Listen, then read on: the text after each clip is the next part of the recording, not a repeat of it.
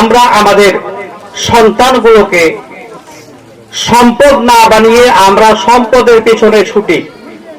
এই সম্পদের পিছনে ছুটতে ছুটতে এমন একটা অবস্থায় পৌঁছে যাই, আমরা দেখি যে আমি আমার সন্তানটাকে হারিয়ে ফেলেছি। এজন্য সম্পদের পিছনে ছোটার আগে যদি আমরা আমাদের সন্তানগুলোকেই সম্পদ বানিয়ে নিতে পারতাম, তাহলে ইহকাল এবং পরকালে আমরা প্রতিটি স্থানে সফলতা অর্জন করতে পারতাম। আল্লাহ তাআলা কোরআনুল কারীমের মধ্যে বলেছেন, ইউতিল হিকমাতা মান ইয়াশা ওয়া মান ইউতাল হিকমাতা ফাকাদ উতিয়া খায়রান কাসীরা। আল্লাহ তাআলা যাকে ইচ্ছা তাকে হিকমা দান করেন, দ্বীনের বুঝ দান করেন। আর যাকে আল্লাহ তাআলা হিকমা দান করলেন, দ্বীনের বুঝ দান করলেন, ফাকাদ উতিয়া খায়রান কাসীরা, তাকে যেন আল্লাহ তাআলা পৃথিবীর সমস্ত নিয়ামত দ্বারা পরিপূর্ণ করে দিলেন। সুবহানাল্লাহ। আল্লাহ সুবহানাহু ওয়া তাআলা সারা পৃথিবীতে আসমান এবং জমিনের ভিতরে অনেক বস্তু সৃষ্টি করেছেন। তো পড়াশোনা আমাদের জন্য এত গুরুত্বপূর্ণ যে ইন্না আওয়ালা খালাকাল্লাহুল কালাম, সর্বপ্রথম আল্লাহ তাআলা পৃথিবীতে সৃষ্টি করলেন কলম। তাহলে পড়াশোনাটার গুরুত্ব এত বেশি যে সর্বপ্রথম আল্লাহ তাআলা পৃথিবীতে সবকিছু সৃষ্টির শুরুতে সৃষ্টি করলেন কলম। আর প্রথম আয়াত আল্লাহ তাআলা নাজিল করলেন ইকরা, পড়ো। তাহলে পড়া এবং লেখা, এই পড়াশোনার গুরুত্ব কত বেশি যে আল্লাহ তাআলা লেখার জন্য সর্বপ্রথম কলম সৃষ্টি করলেন, আর পড়ার জন্য সর্বপ্রথম কোরআনুল কারীমের আয়াত দ্বারা আমাদেরকে জানিয়ে দিলেন যে পড়া লেখার কোনো বিকল্প নেই। আলহামদুলিল্লাহ, পড়ালেখার ভিতরেও আবার রকমারি আছে, কোয়ালিটি আছে। আমি কোন কোয়ালিটিতে আমি আমার সন্তানটাকে সুসন্তান হিসাবে গড়ে তুলব, এই সিদ্ধান্ত গ্রহণ করা হচ্ছে আমাদের অভিভাবকদের কাজ। অভিভাবকদের জন্য অত্যন্ত জরুরি। জ্ঞান অর্জন করা কত জরুরি আল্লাহ তাআলা কোরআনুল কারীমের মধ্যে বলেছেন, ওয়া মা কানাল মুমিনুনা লিয়ানফিরু কাফা ফালাউলা নাফারা মিন কুল্লি ফিরকাতিন মিনহুম তাইফাতুন লিয়াতাফাক্কাহু ফিদ-দীন ওয়া লিয়ুনযিরু কওমাহুম ইযা রাজাউ ইলাইহিম লাআল্লাহুম ইয়াহযারুন।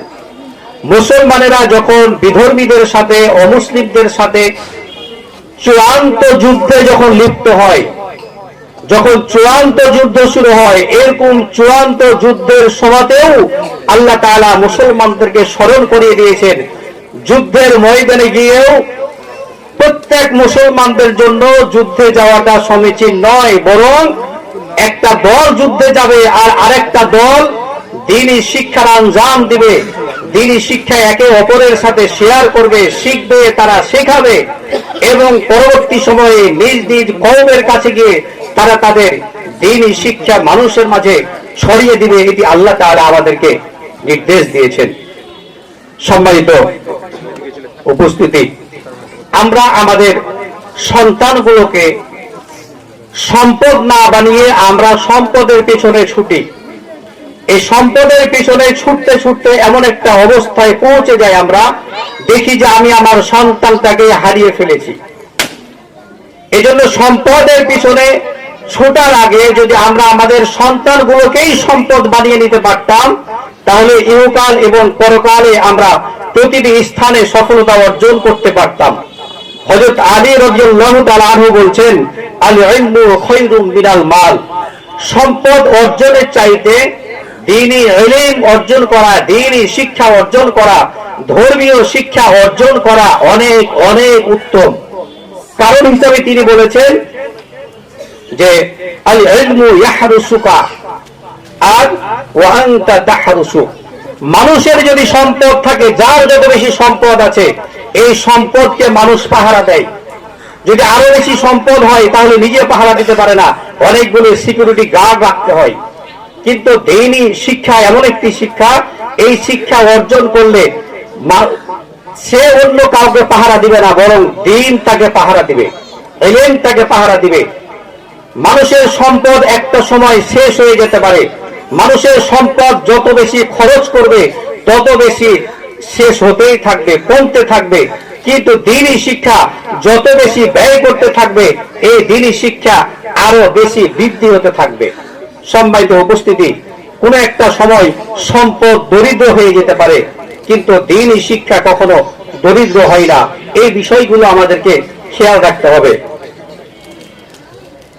আমরা আমাদের দ্বীন না বুঝার কারণে, ইসলাম না বুঝার কারণে, ধর্ম না বুঝার কারণে আমরা আমাদের কাছ থেকে ঈমানগুলো চলে যাচ্ছে, এটা আমরা ন্যূনতম চিন্তা করি না। গত কয়েকদিন আগে 25শে ডিসেম্বর গেল। এই 25শে ডিসেম্বর হচ্ছে খ্রিস্টানদের বড়দিন।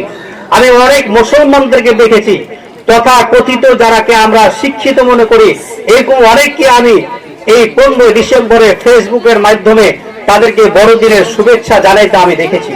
নাউজুবিল্লাহ। অনেক শিক্ষিত মানুষেরা আমরা যদি চিন্তা করি, তাদের বড়দিনের 25শে ডিসেম্বরের বড়দিনের তাদের মূল প্রতিপাদ্য কি? তাদের মূল প্রতিপাদ্য হচ্ছে ঈসা আলাইহিস সালাম হচ্ছে আল্লাহ তাআলার পুত্র। নাউজুবিল্লাহ।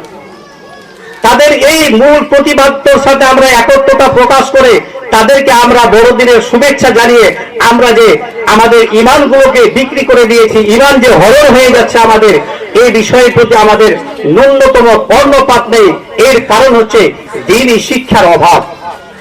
এই ফর্মালিটি অর্জন করতে করতে কখন যেন আমাদের কাছ থেকে ঈমান চলে গেছে, এটা আমরা টেরও পাই না। এই জন্য দ্বীনি শিক্ষার গুরুত্ব অত্যন্ত গুরুত্বপূর্ণ। আর সারা বাংলাদেশে এবং তারই অংশ হিসাবে ইকরাউল কোরআন একাডেমি এমন একটি দ্বীনি ধর্মীয় শিক্ষা প্রতিষ্ঠান, যেখানে ধর্মীয় শিক্ষা দেওয়ার পাশাপাশি কম গুরুত্ব দেওয়া হয় না জেনারেল গুলোকে। দেখেন, আমরা যদি আমাদের রেজাল্ট গুলো দেখি, ফলাফল গুলো যদি দেখি, তাহলে আমরা দেখতে পাবো সমান তালে তারা একই রকম তারা পরিশ্রম করেছে, তারা মেহনত করেছে এবং ভালো ফলাফল অর্জন করেছে।